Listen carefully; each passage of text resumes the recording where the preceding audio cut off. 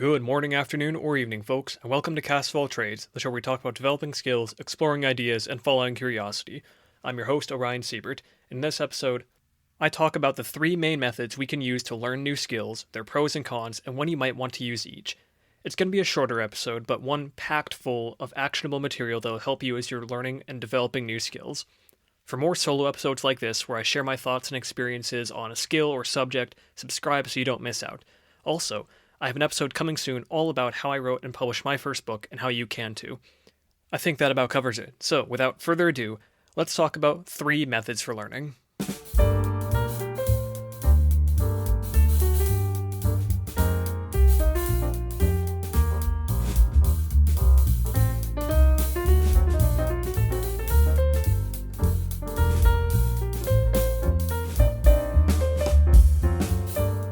Before we talk about what the three methods for learning are that I've broken down into, why might we want to use different learning methods to begin with?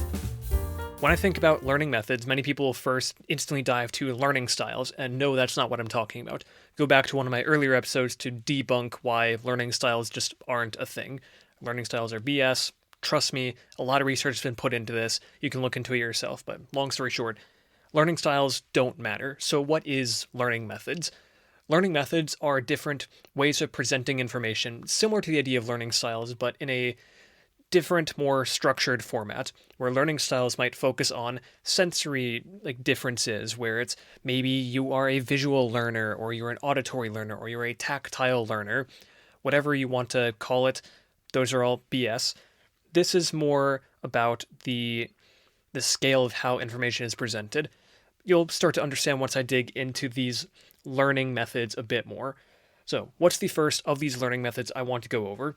It's one that I'm pretty sure we've all experienced at some point in our lives, and if you haven't, I consider you somewhat lucky. That is formal education. Orion, why you're saying that people might be lucky for not having to have experienced formal education? Well, there's pros and cons, certainly, but in my mind, especially formal education in our modern day, it's not the best. Yes, you can learn a lot of great stuff from it, but at the same time, you can learn a lot of that same information elsewhere. So what are some of the active pros of formal education? Formal education being elementary school, middle school, high school, college, university, whatever, anything where you formally go to school for a designated period of time, you show up on time, you go from class to class through bells or through set time frames, anything kind of like that. That's generally what I'm going for when I'm saying formal education. You can include trade schools in this, you can include most cases, most things, and you think education, I'm going to school, that is formal education. So what are some of the great pros of having a formal education system that we can all go to? First pro is that it is great for presenting standardized information. If you can have everyone in a country all set to one baseline standard of these are the things that you have to know before you're the age of whatever, or before you can vote, or before you can go and do XYZ thing. There are some pros to having standardization across a nation. Imagine if we had to build another spaceship, if we had to build a spaceship to go to the moon, but we didn't have any standardized, any agreed upon standardized measurements, where no one agreed on how big an inch was, or how big a millimeter was, or how heavy a pound was. Imagine if you had to build a rocket to fly to the moon with astronauts on it, but you didn't have any of these standardized measurements. It would be a mess. It would be billions of dollars thrown away and a lot of trial and error. And sure, you would probably get there eventually, but in order to do that, you would have to make some sort of standardized measurement system.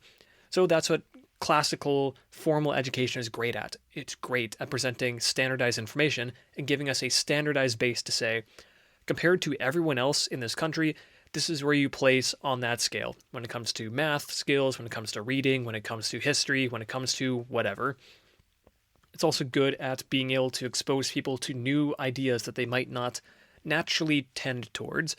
For example, growing up, I was big into math and science. I loved the STEM field. I loved going to math class because it was easy for me. It made sense. I loved going to science because it explained the world around me, where I could show up and I would always leave with a little bit more knowledge in my head, thinking, oh, so that's how the sun works, or that's how we have different kinds of rocks through different volcanic reactions. Sometimes they form slowly and they become this, or they form quickly and they become this. Different chemical compositions create different kinds of molecules and materials, and this is how they're each used in the environment. It was always fascinating to me to be able to show up at class and to always walk away knowing something a little different about the world, whether that be biology, physics, basic, general, everyday science. There's always something that I would learn, and I would be so excited to learn about it. Math, well, it was certainly less applicable in my mind or in my life at the time. It was interesting to me because it was a different way of understanding the world around me. I would show up, I would learn a little bit of math, I would play with some numbers, be like, yes, I solved a problem, where math was more about solving puzzles for me than it was about the problems themselves. That said, when I would go to school, I absolutely hated English. I hated literary studies or history. Maybe I didn't really hate history, but it wasn't one of my favorite subjects. I hated these more soft skill subjects, is what I would think about it more today, where I didn't understand the literary arts. I didn't want to know more about Romeo and Juliet for the third time, or digging into the Odyssey, or whatever other books that we were talking about at the time. I didn't want to care about it. I didn't care about it. I didn't dig into any of it, and it just didn't stick with me at all. And yet, over the years, as I've learned about different things through books mostly, I've been able to be exposed to so many more ideas that I wouldn't have approached otherwise. I had developed more public speaking skills in school because public speaking was a class that I went and took. Because I was exposed to so many new ideas at school, whether that was from other classmates expressing their ideas and sharing their thoughts on things, or just being around different classes for long periods of time, that even if I didn't personally care about them at the beginning, I would always walk away with a little extra something. For example, over the years, I've eventually grown to love, maybe I haven't grown to love reading in particular, but I love audiobooks and I love stories. I've learned to love that so much more throughout time than when I was first in school, when I was first reading books that I did not want to read. Now I have a reading list that's over 200 books long that I just got to get around to at some point. Just book after book after book. If you told 10-year-old me back then that you would actually enjoy books much more in the future, he would probably laugh at you and think, I wouldn't care about that. I just care about video games and anime. And it's kind of true. Made sense at that time. But because I was exposed to new kinds of information, to new ideas, I was able to slowly develop and cultivate an appreciation for things I just didn't care about at the time. Another pro of formal education is that you're surrounded by other people. It's great for you developing your social skills, especially as a little kid. School is not just about the subjects that you're learning while you're there. It's also about learning how to live with and how to work with other human beings that you might not normally get along with. It's learning that, hey, if you hit Timmy over the head, Timmy's not going to be very happy. And the teacher's going to say, hey, don't hit Timmy over the head. It doesn't make him very happy. Do you want me to hit you over the head? Like, no, I don't really want to be hit over the head. By learning to get along with other people that you might not agree with, it's a skill that you're going to use all throughout your life. Plus, as I mentioned earlier, being around other people teaches you so many things. You get to hear different perspectives on things. You get to see different worldviews. You get to see what does this person value and why do they value it.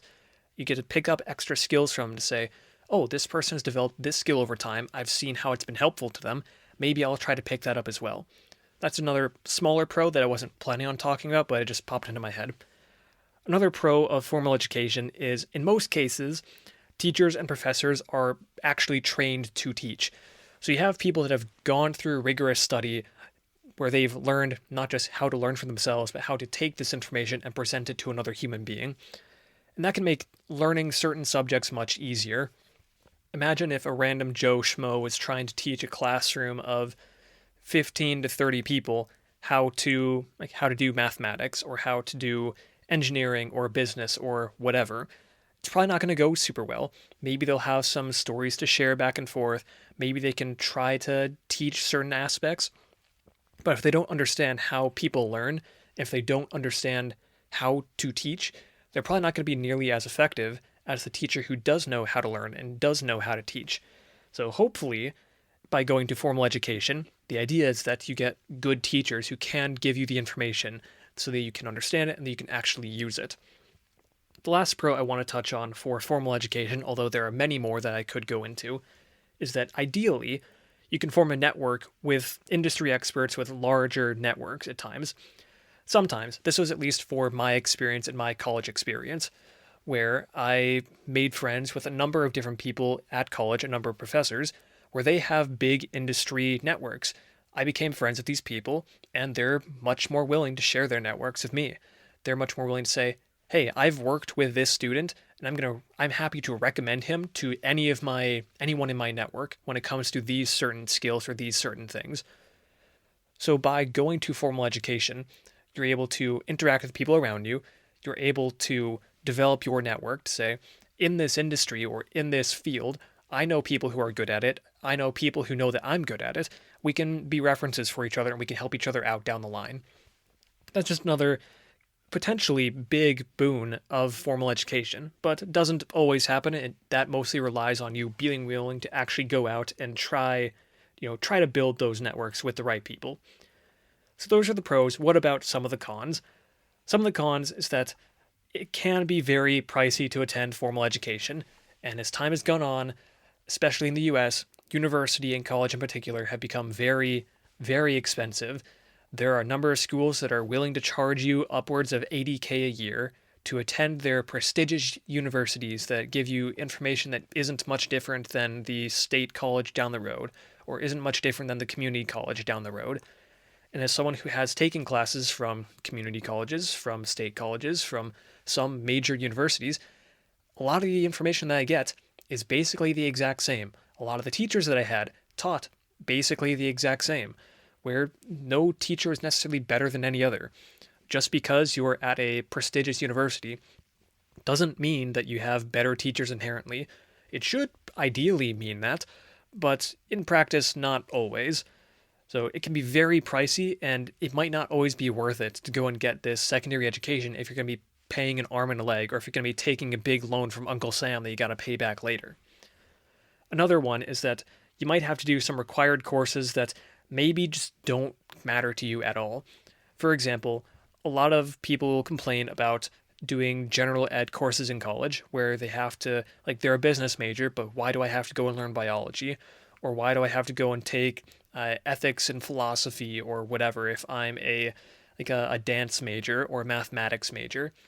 And for good point, okay, you're going to school to learn more about mathematics. Why should you have to go and learn about biology or to go and learn about dance or fine art or whatever? Ideally, I think it would be great if people did want to go and learn about a wide range of subjects, or what I think would be even better is if you could go to school and just focus on the thing that you want to learn, but make school much cheaper. So if people wanted to go back and learn other skills and learn other things, then that could be an option. But I digress. There are a lot of flaws in the education system that I would love to try to fix, but I personally can't do that. Maybe down the line I'll make my own school and I'll do it my way. But, anyways, the main point being that you're often at formal education required to learn certain things or required to take certain courses that maybe just don't matter to you and you don't care about, you don't want to learn, and fair enough. There are a lot of topics I don't care about and I don't really want to learn about either, but sometimes I have to go and learn it and have to go and do it, especially in college where they say, you have to go and learn this thing because we say so if you want the piece of paper at the end. So, yeah. Another con is that a lot of formal education probably requires a large time commitment. Depending on the major that you do in college, depending on what classes you're taking in high school or whatever other formal education thing that you're doing, there's often a major time commitment that you have to do. Sometimes it might even be the same as doing a full-time job.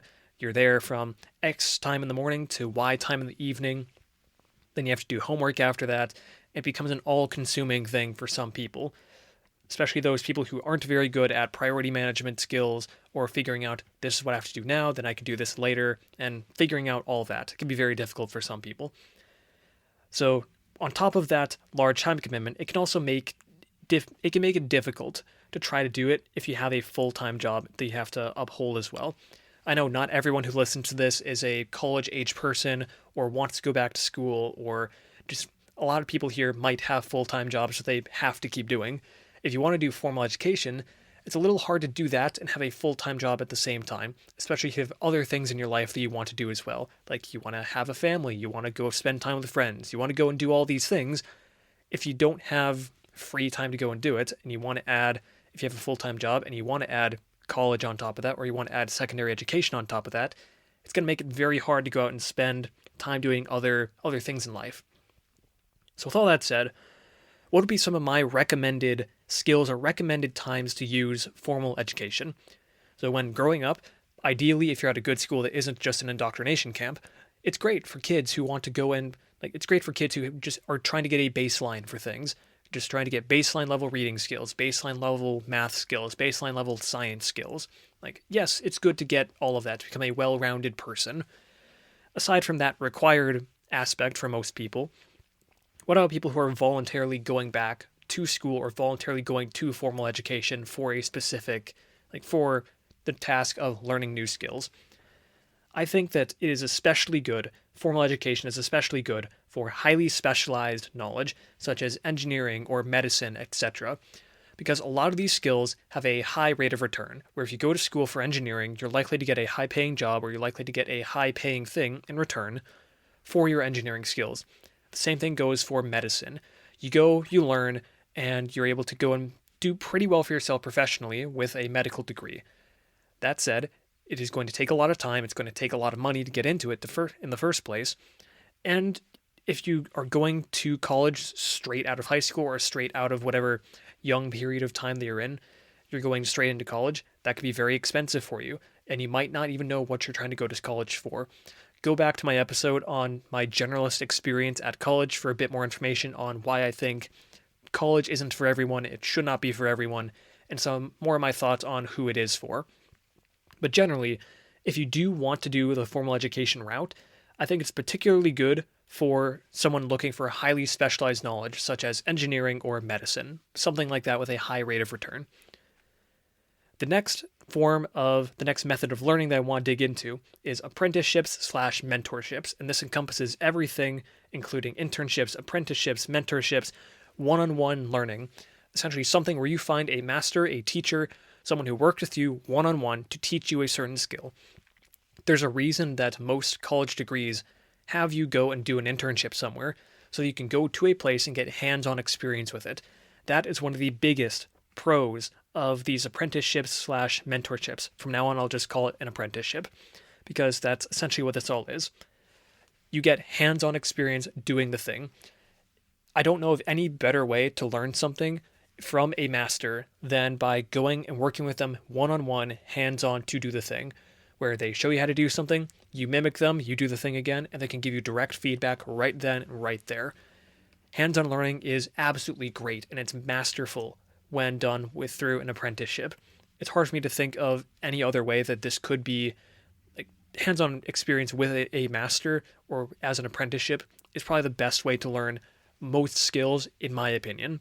That said, what are some other pros of having a apprenticeship that you can go and learn stuff at?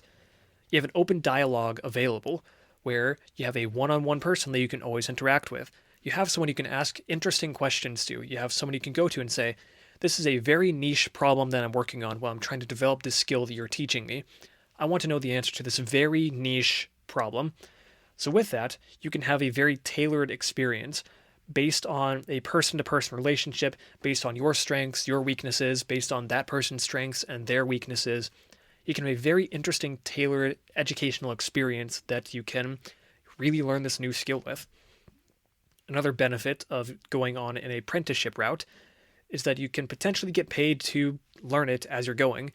I've heard of many people who skipped going to college and instead said, I'm going to trade school or I'm going to this place, I'm going to get an apprenticeship somewhere, and they're literally getting paid to learn the skill. They're getting paid to become a car manufacturer or getting paid to do welding or getting paid to do glass blowing, something like that. It's amazing what you're able to learn and get paid for simultaneously.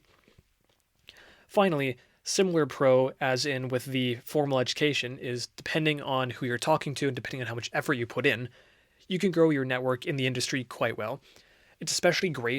I think it's especially great for apprenticeships and mentorships that you can essentially borrow the network of your mentor. And down the line, if they're looking to retire and you want to pick up whatever business or whatever skills that they've been doing for a long time, guess what? There's a decent chance that you can just buy the business off of them or that they'll just pass it on to you. It's something that happens a lot, where, especially something that I've seen in the piano tuning world, where I've had some experience there, and one of the books I'm working on is all about piano tuning and building the piano tuning business. It's a dying art, and for people who go to a piano tuning school or get a piano tuning apprenticeship, those mentors are very happy to retire and slowly pass down their clients onto you. They're willing to pass down their clients onto their apprentices because they built their relationship over time. That mentor knows this apprentice that I have will give these customers a high level of quality, and ideally the customers will get to know this apprentice over time and will already trust the person. So there's a lot of pros to having an apprentice-master relationship. Definitely. That said, there are also some potential cons going into it. First off is that it can be very difficult to find an actual teacher/mentor to take you under their wing.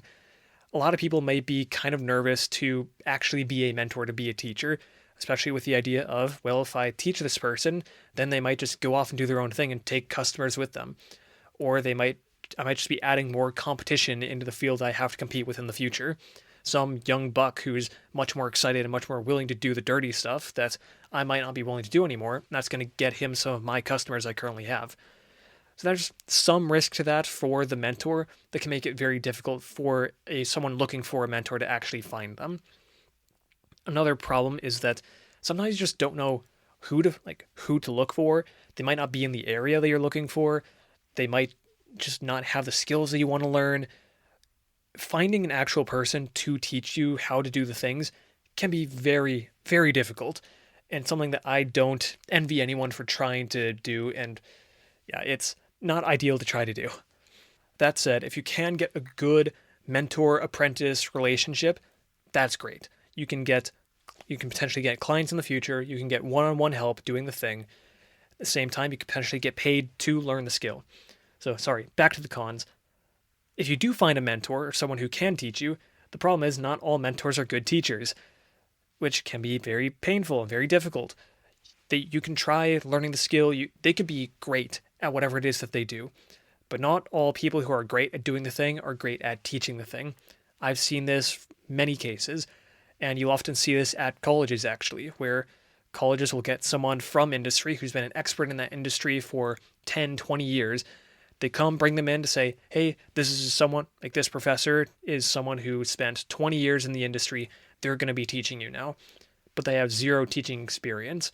So they go in and they tell story after story after story, which sometimes works great. I've had some professors who they tell story after story after story, and it works. They teach things well.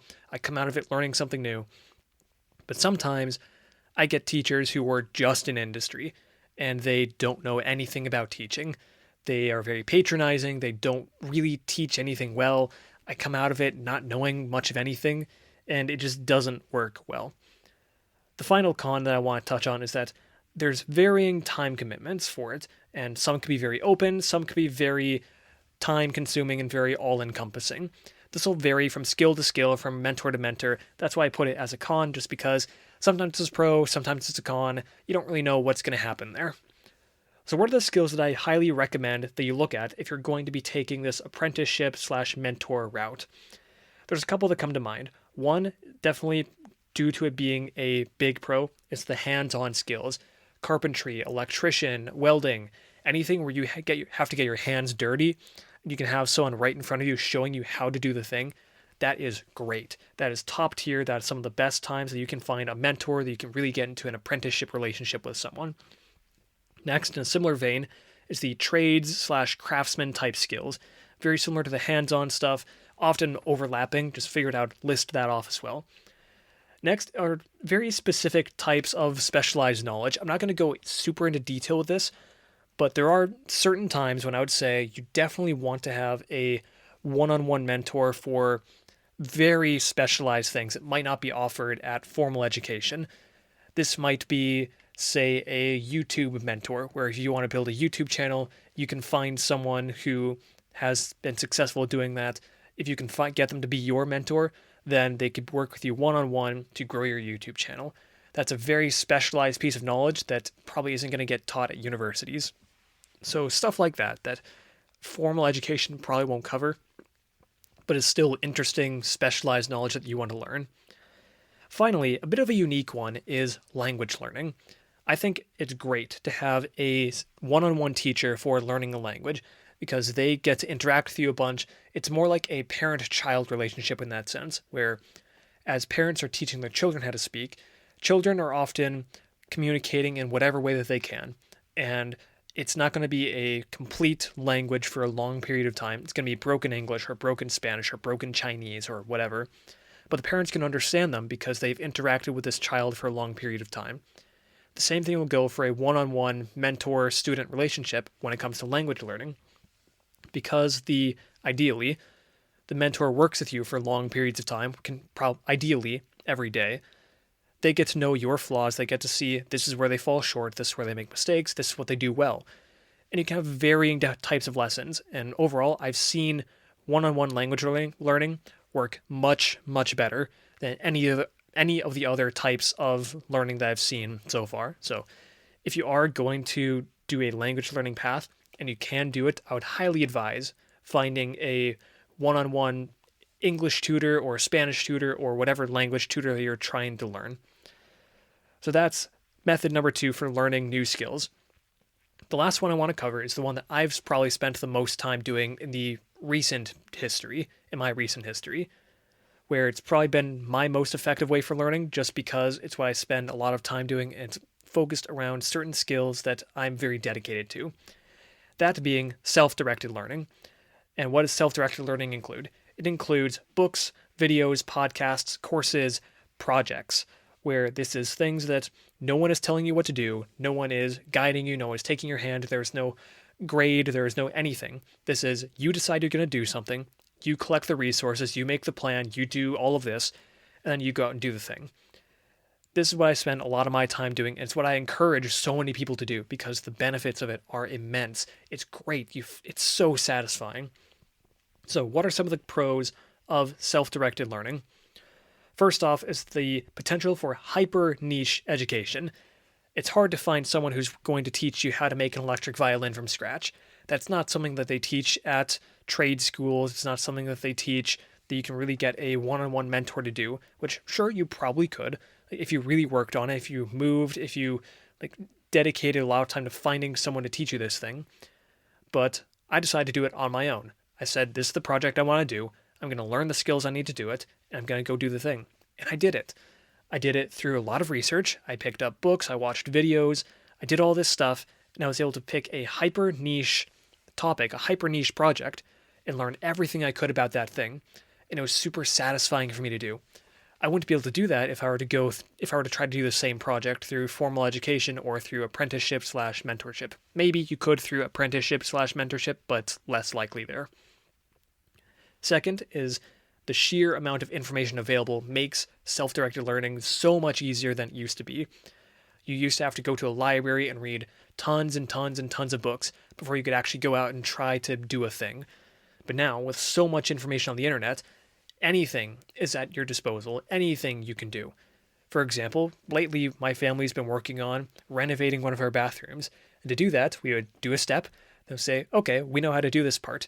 Let's go to YouTube and watch how to do the next part. And we would do that back and forth, where if you want to learn how to do something, there's a decent chance you can find a how-to video on YouTube on how to do it.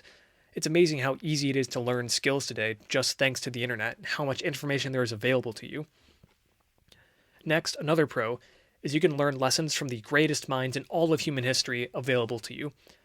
Think about how many books there are from people from tens of thousands of years ago, maybe not tens of thousands, but at least thousands of years ago. You can still read The Art of War by Sun Tzu, or you can read The Book of Five Rings by Miyamoto Musashi. These are people who died hundreds to thousands of years ago, and yet we can still read their information. We can still learn from them. We can pick up skills from them, see what do they consider valuable at that time that we can still take with us today. And this isn't limited to ancient history, mind you. There are tons of books from modern day experts teaching their experiences, sharing their stories, and sharing this is how I went from nothing to building $1 million business, or I went from nothing to like becoming a virtuoso like violinist, or learning how to do hypnosis, or learning how to do XYZ other things. It's amazing what we can find online or on books or whatever, just due to the sheer amount of information, A, and B, just because this is all available to us now. You can learn from the greatest people of human history, the greatest minds, the greatest tacticians, the greatest artists, the greatest mathematicians. It's amazing what you can learn what's out there. Think of it like having your own personal set of mentors available to you all on your bookshelf whenever you want. Next is the mix of free and paid information, where often, like even paid information is often fairly affordable, especially when buying from discount stores online. But with so much free information that's available, you can get a pretty good start on most things. And if you want to dig deeper into it, then you can go for some paid information. You could dig a bit deeper into it, see, is this valuable to me? Is it not? If it is, then maybe you dig a little bit deeper. Or maybe you just deal with what you have and you go out and you do the thing with all that. There's so many options, so many ways you can collect information today that information should not be a barrier to anyone who wants to learn any skill. Because trust me, the information for almost anything is out there. You just have to put in a little bit of effort to find it. And trust me, it doesn't take a lot of effort to do it. The last main pro I want to touch on here, and trust me, there are many more that I could go on, and I don't want to rant about it too much, but in my opinion, self-directed learning is probably the best way to do it. The last one I want to touch on is you can learn from people in your industry, and often information that's more up-to-date than formal education, or sometimes more up-to-date than mentorships or apprenticeships can give you. For example, there's been a big rise in the online course community where a lot of people are putting out free online courses or putting out paid online courses for pretty cheap, where you can go and learn everything about a specific industry or everything about a specific skill from someone who's actively doing it and successfully doing it. I've been able to do that for a number of things. It's how I learned piano tuning. It's how I went from knowing nothing about tuning pianos to having a mini piano tuning business that was doing all right for myself. And all of that through free online courses from people who were actively doing it in the community that's just worked well. It's amazing to me how much free information there is out there and how much good information there is out there. That said, not all of it is good information. So on to the cons. Quality varies a lot. Some of the info is very well structured and it's amazing, and you'd think to yourself, wow, it seems like this person put thousands of dollars into making this course. And some people do that. And some free courses feel like people spend thousands of dollars into making it. And sometimes the information isn't structured at all. Sometimes it's poorly made, poorly put together, and it's just a wreck. So obviously not ideal, but you can filter this out somewhat by looking at course reviews or looking at reviews online to say, what are the top rated courses for learning this thing or for doing this other thing? And you can typically vet how good a course is or how good information is based on other people's reactions to it. So it's typically not that hard to avoid information that's low quality, but if you're consuming a lot of information, you're going to get a wide range of qualities from it. So keep that in mind. Second is that there are a number of scammers, people who try to present as being an expert in a certain thing, but really they're just good at marketing and just good at presenting that they're good at presenting the image that they're good at the thing, even though they're not actually good at the thing. So again, this is where finding reviews online of, is this person actually doing what they're doing, like doing what they say they're doing, or is this all just one big like con that they're just making money off of teaching people how to do something they don't do for themselves? So yeah. In a similar vein to that, a lot of this like varying quality and con artists and scamming has led to online courses having a bit of a bad rep. Yes, there are some that are bad, but trust me, there are tons that are great. Like I said earlier, I learned how to do the piano tuning business from free online courses, and I've done very well with it. I could pursue it more, and I could make more money off of it, and I might do that again in the future. It's just another option to me now. But I learned it all from free online courses. I didn't have to pay a cent for it. Was the quality great? It was okay. It was good enough.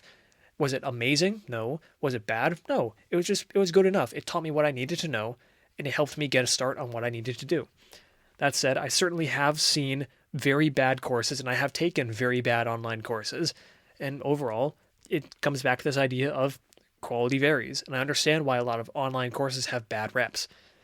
That said, a lot of books have bad reps. A lot of different things will have bad reputations just based on experiences from other things, based on the bad quality, based on the scammers, based on all the other stuff from other situations. So a lot of them have a bad rep. It's not necessarily warranted, but I understand why it's there. The last con I want to touch on is that it often requires more motivation slash discipline to complete or stick to doing a thing.